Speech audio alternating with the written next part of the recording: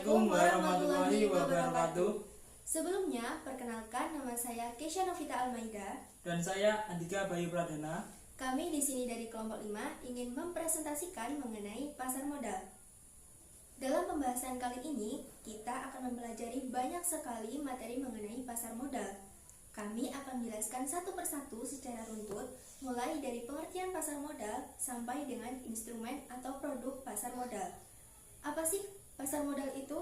Pasar modal merupakan wadah yang dapat menggalang dana jangka panjang dari masyarakat untuk disalurkan ke sektor-sektor produktif. Pasar modal berperan sebagai perantara agar pihak-pihak yang memiliki kelebihan dana dapat menginvestasikan uangnya kepada pihak-pihak yang membutuhkan dengan tujuan saling menguntungkan. Materi yang pertama yaitu mengenai pengertian pasar modal. Sebelumnya sudah kami jelaskan sedikit tentang apa itu pasar modal. Pasar modal merupakan kegiatan yang berhubungan dengan efek dalam kaitannya melakukan perdagangan efek antara penawar umum dan perusahaan penerbit efek tersebut dengan tujuan memperoleh keuntungan di masa sekarang dan masa depan.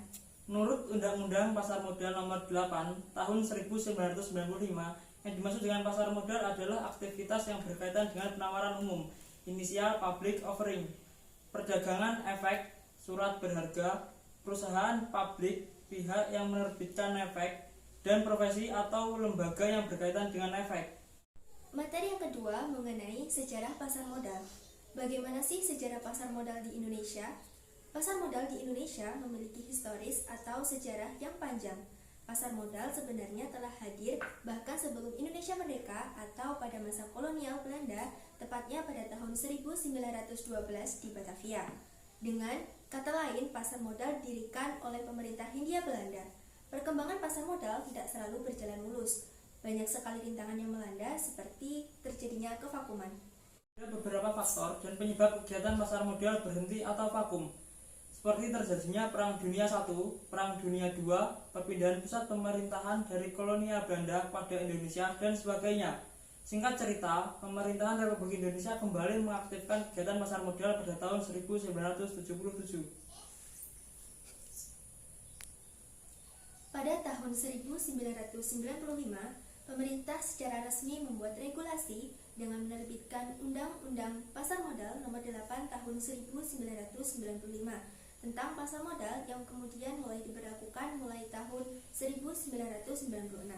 Di tahun-tahun berikutnya, banyak terjadi revolusi yang membuat pasar modal Indonesia mengalami tren positif. Saat ini, pihak yang menyelenggarakan pasar modal Indonesia adalah Bursa Efek Indonesia atau BEI.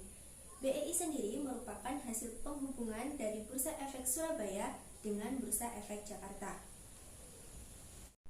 Materi yang ketiga mengenai fungsi pasar modal. Kehadiran pasar modal tentu bukan tanpa alasan. Ada beberapa hal dan pertimbangan sehingga pasar modal bisa terbentuk.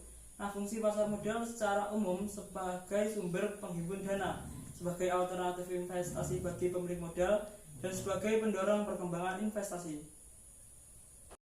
Materi yang keempat mengenai peran pasar modal.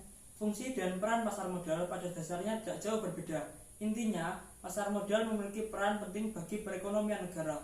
Peran pasar modal dapat dijabarkan sebagai berikut. Yang pertama, pasar modal memiliki peran sebagai pihak intermediasi atau lembaga perantara keuangan selain bank.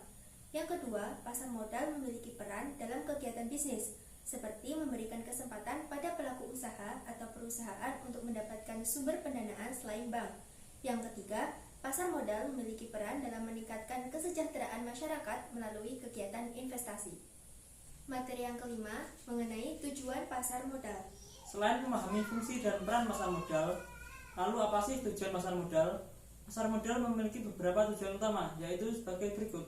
Yang pertama, membuka peluang bagi masyarakat untuk berperan dalam pertumbuhan ekonomi. Yang kedua, menyediakan wadah investasi bagi masyarakat. Dan yang ketiga, memberikan jalan bagi perusahaan untuk menjadi perusahaan go public, sehingga perusahaan dapat memperoleh sumber pendanaan dari masyarakat pemodal atau investor tanpa hutang. Materi yang keenam mengenai lembaga penunjang pasar modal.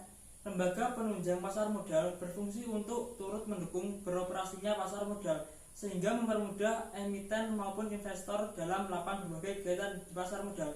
Lembaga penunjang yang memegang peranan penting dalam mekanisme pasar modal sebagai berikut.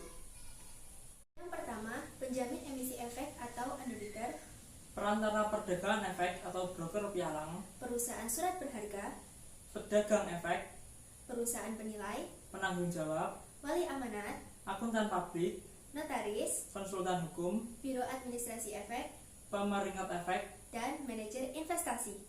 Dan materi yang terakhir, yaitu materi yang ketujuh mengenai instrumen atau produk pasar modal. Yang pertama, saham atau stok. Singkatnya, pengertian saham adalah surat berharga sebagai tanda kepemilikan suatu pihak terhadap perusahaan atau emiten. Yang kedua, obligasi atau bonds. Pengertian obligasi adalah surat hutang yang memiliki jangka waktu dan memiliki suku bunga tertentu yang diterbitkan oleh kooperasi atau perusahaan yang membutuhkan sumber pendanaan dari masyarakat pemodal atau investor. Yang terakhir, derivatif. Derivatif adalah kontrak atau perjanjian yang nilai keuntungan terkait dengan kinerja aset yang menjadi dasar. Dengan kata lain, efek derivatif merupakan turunan dari efek utama, baik yang berbentuk unit penyertaan maupun hutang. Itulah penjelasan dari kami mengenai materi pasar modal. Sekian dari kami. Wassalamualaikum warahmatullahi wabarakatuh.